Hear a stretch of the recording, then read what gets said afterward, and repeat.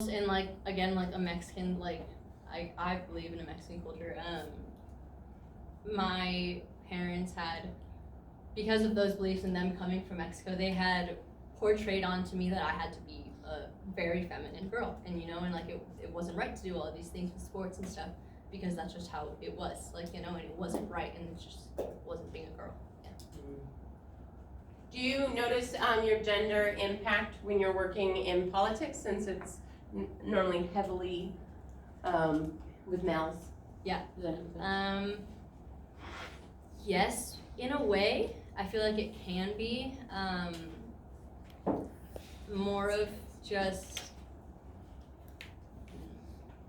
I feel like I've just been very fortunate in my experiences with politics, and I've felt like just being. I have felt a part of a team, like where I have worked. So, which is why I've also loved, and I feel like that's also why I've chosen where I've worked, because I would never, like I said, I'd never thought the politics route, and I felt like I would be okay working under someone that I believed like would make me feel a part of it, But under Steve Farley, I believe I was the only female, and I don't think I like even felt that, which was great, and that was also like what made me realize that I loved politics, was because he was a genuine person he included. So I fortunately did not, I feel like, experience that. So you guys. Okay. Ready? Do you have any friends who have different racial and ethnic backgrounds than you? Why or why not? Yes. So I feel like that it's just great to surround myself around like different aspects, I guess. So the other day, for example, and this is a quick example, I'm gonna nerd out for a second. So I am taking a gender identity course, and I thought it was super interesting to learn the difference between racism and prejudice. And I thought that was great. And I found myself sitting, I just had realized that I was with these friends and none of them were like white, and so I was just like really like in the moment I was just like, I really want to have this conversation. One was from like, they were all from like, one was Indian, one was Native American, one was a different part of Mexico, and one was from Puerto Rico, I believe. But it was just, again, like we were all just like all across the board, and it was, I really wanted to hear their perspectives on it, and I wanted to hear like just their ideologies of it. And I think like, I don't know, I love it because I just feel like I can like learn and benefit because of my life experiences. I have felt that way, and I just feel like yes, I want to have my own group and like be included, and like I feel like I do want to have my own like Latina friends, to like understand a bit more. But I do want to have a diverse group of friends, because like I did know what it was like growing up with just like a little like white group of friends, and being like the only Latina, and like I felt like I did get like judged in like in different ways. What is your definition of culture? Culture. Ooh, that's hard. I would say. That is hard.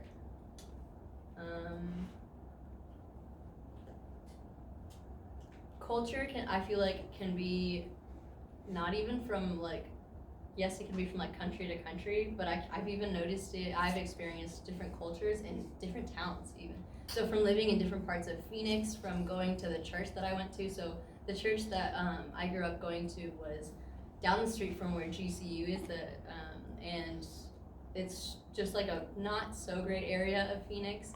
And then going to school in Scottsdale, and then going to school in Tucson, the culture is extremely different, and it's in the language, it's in the way people treat you, it's in you can see the amount of money in the area, and it's just, yeah, I think I have seen culture in different ways. I don't know exactly how I would define it, but I do think that I find it important to kind of latch on a little bit of culture and bring it like where I go, and So, culture is something that's different amongst the way people live, right? So not only based on those categories of like race and ethnicity and religion, but it could also be just your town itself. right? Because the values of where you grow up in your hometown is different. I hear a lot about people from the Midwest versus people from New York versus people from the coast sides, right? Different cultures. I also lived in the Bay Area for about 3 months, and that was entirely different as well. Like it was just How so? clearly, well, it was clearly like it was a lot more money wise, like it was a lot more expensive. But they also, I felt like in a way they were more open, which was I found a little odd. I felt like I would have thought that they would have been very. I expect it to be more like kind of like Scottsdale, where I feel like where I walk into somewhere, if I get like kind of judged, like if you're not like dressed the same, like But I felt like they were just open to opportunity, and like in the Bay Area, there's Apple, there's all those major companies. That's where they're all held, and I thought they were just really open for opportunity, and everybody wanted to talk. Everybody wanted to discuss things on how the community, how everything could get better. So I just felt like everybody was, I feel like, a lot nicer there. Yeah. What about you guys? What were expectations from your parents when you were growing up? I think that their expectations were a lot of had to do with gender roles. They expected me to go to school, to take care of my siblings, to when I turned 16 to help with to get a job and help paying bills. Were you expected to go to college? Was that discussed? No, it was not. I am the first generation to go to college. So how was that like, doing something different and new from what your family knew? Extremely different. So, it's great. But yeah, no, I'm just extremely. My older brothers two oldest had not chosen the greatest of paths. The second, and then closest to my age is working with my dad as interior exterior design. Yeah, but I definitely love being at a university. I don't know how to describe it. I feel like I do sometimes like get that kind of that vibe, where it's like I feel like it's just a Hispanic tendency to say, well, that's just the way I am, and not want to change. And I feel like there are times where coming home, like it's just how do I describe this? It's just more of like I also have to understand that like I don't know how to describe this. I'm just trying to I try to come home from school and like understand that like my family still has like from their own life experiences. So even though like the knowledge that I've gained and like being an open mind and stuff, I try and like understand that they haven't gotten there. Yeah. So going out and then changing your views and coming home and they expect the same and they're ones. the same ones, and I'm just okay, like and then they're just like knowing that I am more educated now, and if anything, I'm trying to have that patience to help and to put that on them. I'm always interested in that. So we often hear the more educated you are, the more white you become, because you're educated into the white culture and expected to act a certain way, speak a certain way, play by the rules a certain way, and all of that is founded on the culture that existed that started running first. How do you feel of that in going into education and the profession? Are you seeing it be more, all right, you're not judged, like you said, going back home, they're probably like, why are you becoming white? Yeah, that kind of stuff. So are you much. seeing that change? Is it the same? Yeah, like a little bit.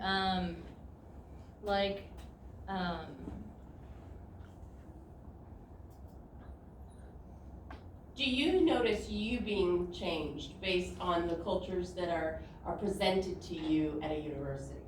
Absolutely. I feel like just more as it goes, I'm just becoming more open-minded and more like respectful of like life experiences. But at a university, I feel like, I don't know how to describe this.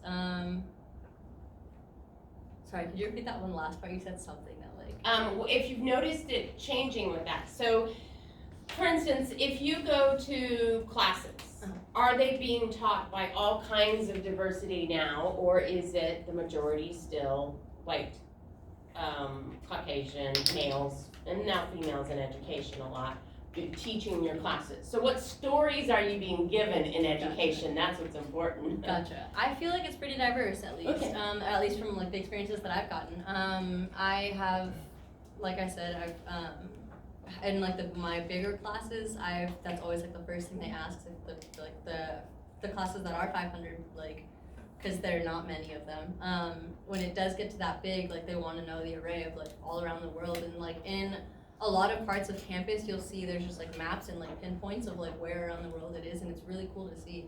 And I just like, yeah, I just think with my life experiences, I just, if anything, like that's something like I want to like grasp like as much as I can. I want to like learn like more from like just other people, like, you know, their skills and like what's going on, and just be more knowledgeable of what is going around me. Yeah. And then with the news about the political affiliations of university and colleges, so they're saying that they're leaning more liberal and that conservative voices are not able to be heard in those spaces as much. How about that experience of the leaning of, well, you're at U of A, so do you notice any kinds of, that kind of conflict on ideologies? Yes. Not necessarily that I've seen in the school as a whole, but for example, the organization I was in Phi Alpha Delta, I personally left that organization because I felt it was mostly white Republican males, and it was very conservative, and it was very dominant, and like when you would go to any events, I felt like they would, for example, I became friends with the president of it, and this was just an example of how things get political. I became friends with the president of it, and we became really close friends over the summer. And once we came back in the fall, I'd been there already for a year, and most of the people should have known my name. But I felt like I always again got written off, like just like, okay, like, you know, like you're good job, like you're here, you came to the event, like you're a part of the association, but that was how it was. But as soon as I became friends with that president, and I remember there was an event. He was playing music, and everyone was trying to change the song, and they were like, can't put in the password to his phone, I don't know it, and he wasn't around. And I put in like my fingerprint, and then they were like, oh my God, you're friends with Kevin? And everybody immediately suddenly knew my name, and suddenly when I talked, I was like, oh, really? And I left shortly after that, because that very much upset me. Because I was just like, you guys have been around me for a year, like, you know, and it was just, that was not, like, that wasn't cool to me, so I felt like, that organization was very conservative run, and like, that's kind of hard not to do when the president himself was he was like a Republican conservative who didn't control it, you know, and I tried to have that friendship, like, you know, where we didn't discuss politics, because we knew we didn't have the same beliefs, but as I said, like, you know, you can make friends, and you can be kind to everyone, you know. And so, like, we were, like, okay, but, like I said, I left that organization for my own reasons and mental health because of that, so, yeah. Yeah, so you do, it's not always gonna work, Yeah. right? Yeah. When you go to a college, it's not like everybody's open-minded and Exactly. saying, yes, we all love It's great for everything." you to think that way, but also understand that not everyone is going to Right. think that way, you know? So it's like, yeah, there's no way. You might have some controversies. Yes. All right, one more question from this table. How do you approach time? Oh, that's a good thing. Time? Time. I definitely staying organized. So I always try and do this, once in the beginning of the semester, and then I try and set every Sunday after that, just because Sunday is like right before your week. I try and set out, just in my, like, I actually have a planner and not like just my phone or something, but I try and write everything out, and also give myself time, like at least an hour a day for something for me, because I feel like, especially in college and like just in school and things, that can like, that it's something for your mental health that you like really need to take time for yourself. So I try and plan like an hour of at least like the gym or something like every single day. Time wise, try and reward yourself with little, like, if you really can't get yourself focused, like whether you're a video gamer, you just want to check out Instagram, whatever it is, put a timer on your phone or whatever. And like they also have that like sleep mode, like, you know, so where nothing will pop up, no screen, like until that alarm goes off.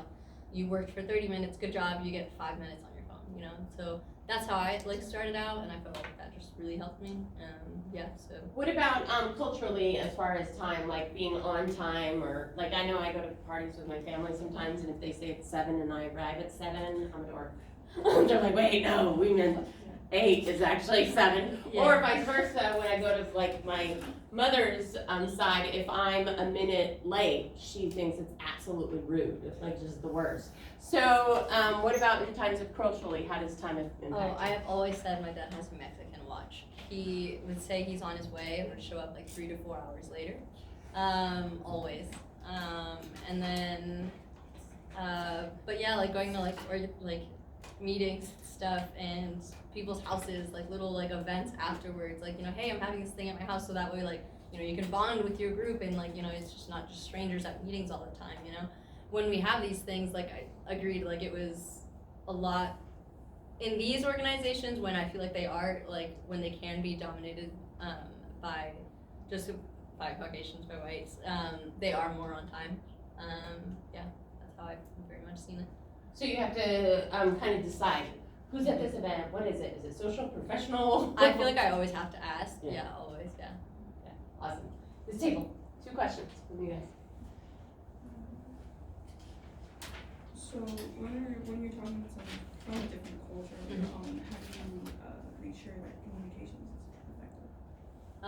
I feel like in any communication to be effective, like you just need to one person can discuss their own thoughts and opinions, and then you listen and not like interrupt. I feel like that's key. And then I feel like whether it's like an argument, for example, like I believe a communication like will go nowhere if like our voice is raised. So it's remaining calm always is good. And then whether you say like, oh, okay, like at the end acknowledging like I disagree with some of your points or whatever, and then discussing your like opinions. And again, like this isn't always going to work because it's not that the other person is going to understand how to effectively communicate, you know. But I think to effectively communicate, you need to be able to listen to the other person and take in what their thoughts, their beliefs are, and you put yours out there, and for them to do the same thing.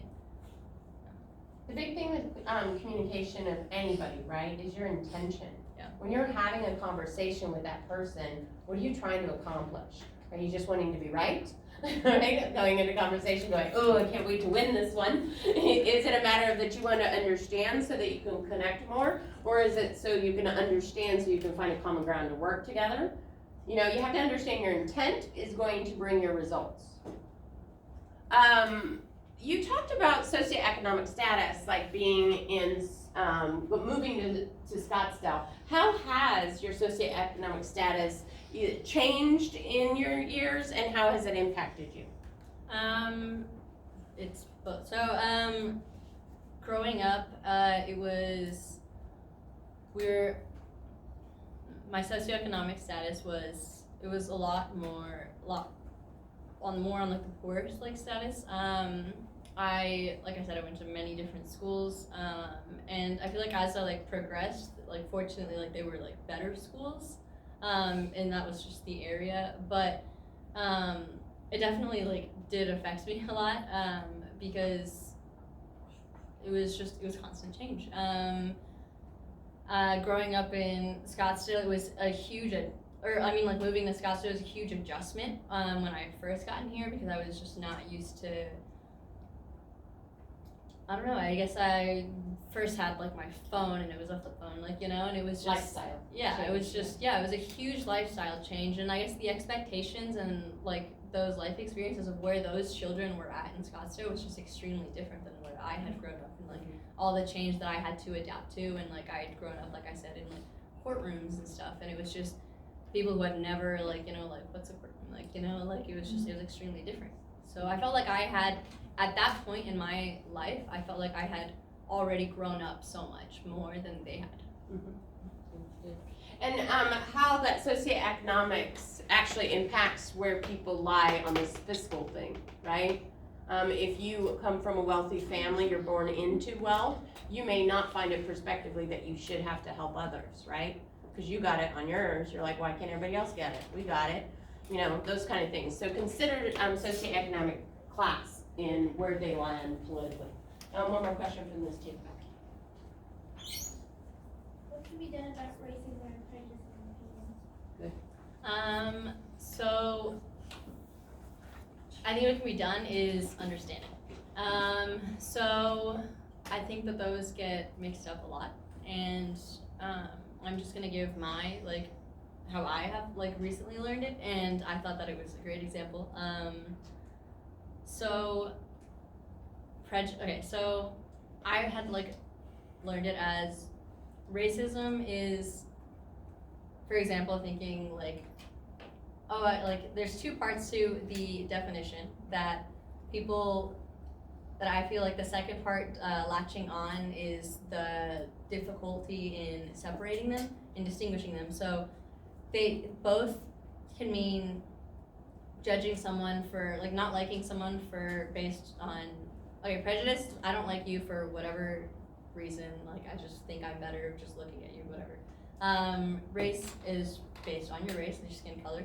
I don't like you for the color of your skin, I think I'm better than you. But this second part that I was taught was also having the socio-political power to institutionalize said beliefs. Mm-hmm. For example, someone in my class said,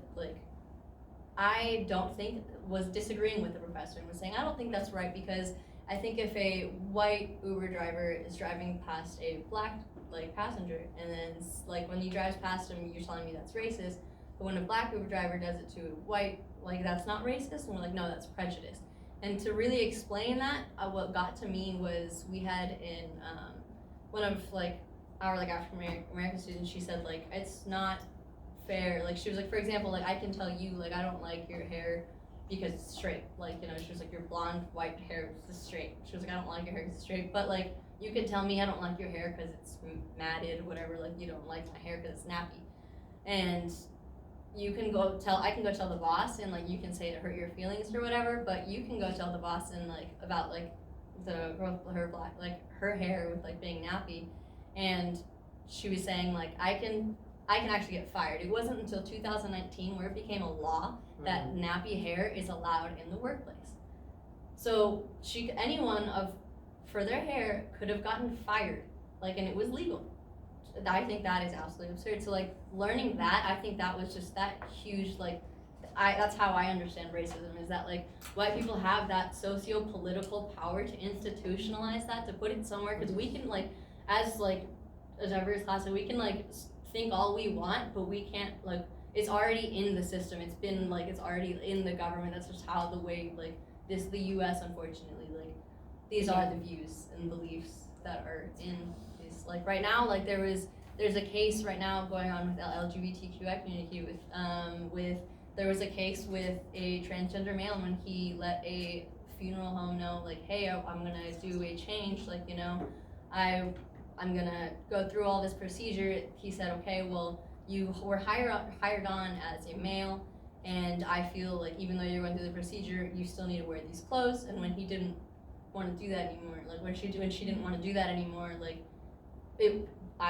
that's where that came across, and so that's what that's being judged right now. And by dealing with a transgender, it also has to include the entire community itself. But so, yeah, racism and prejudice, I feel that is understanding the difference. And because I feel and also understanding that there really can't be any reverse racism, because we don't have, and exactly how that one student was upset with saying I don't get how that's not racist with the Uber driver situation. Mm-hmm. I think that whole hair situation really set it out for me, and understanding that there is no reverse racism, because we the minorities do not have the socio-political power to institutionalize those beliefs, and no matter what, they can have their feelings hurt, whatever. Yes, which I'm not saying it's right. We can still, a lot of people can still be prejudiced and think that oh, like you're white, you're Republican, you're conservative, I'm better than you because I'm a minority and I'm open-minded, and like I'm not saying that's a good thing at all. Like, but understanding the difference between prejudice and that there can't be reverse racism. And it really is about that power aspect, right? So forever racism has been fighting because those with power kept saying, you can't play our game. You can't have the American dream that everybody was supposed to have, right? And they put blocks in to provide access to some individuals and then deny or oppress access to others. So when you talk about the racism and all of that, it's basically those with power saying you can't play with us. And that's what it's constant fight about right now. Are our institutions allowing all Americans to play equally or not, right? And again, it goes back to that on this with the transgender aspect. It is not just if I'm conservative, I'm racist, right? Like if somebody says, I have conservative views and they happen to be white, it doesn't make them racist right away. They may be saying, I don't want the government to play a part in this. So a lot of times with the transgender, they're like, I don't want to tell a business owner, you cannot fire somebody for not wearing male clothes if they identify now as female. That's what a conservative's kind of argument is. Why are you coming into my business and telling who I can and cannot hire? Right? But it's easy for us to look at it on the outside and say, why wouldn't you want that? I don't understand. You must be racist. You must be bigoted. You must be whatever. But it really is their views on how much government is interacting in people's lives. Right? So we want to be open-minded on both sides for that too. Does anybody have any like dying questions, curiosity-led that they really want to know about Rebecca? Do you know what religion she's a part of? What religion do you think she is?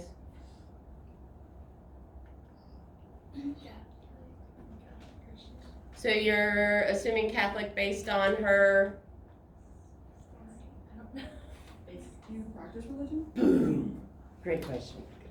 Yes, I do. I am Christian. And in what aspect? Tell us about the story around you deciding your religion. Okay. So I grew up in church always. I felt like that was how I got involved with helping out with kids at first and realizing like that was something I wanted to do. I left the church simply because I felt like getting too involved personally. I just felt like it was getting too involved that I feel like people weren't all as open-minded, and some people like, I think in any way you can, in the Bible, when it comes to the Bible, like you can find anything like to phrase how you want it, like, you know, and I didn't agree with a lot of things, so I just kind of kept my distance because I still believe like that there is a higher power. So like I've always like kept my faith, and like I will go to church on like Sundays and stuff, but like I've always, if anything, just more since leaving like high school, I think it's more been independent. Just always keeping my faith, but just because I don't want to let those people just take that away from me, you know? I want, if anything, just to exclude myself from those negative behaviors and just go with what I believe in my identity. So do you believe that you're more spiritual than religious? Yes. All right, good. All right, thank you guys so very much. We're going to take a break. Thank you so very much, Rebecca. Let's give her a hand. It takes a lot to share your stories. We're going to go ahead and take a 10-minute break and then come back. And you guys are going to be presenting on your cultural events or your movies. You're going to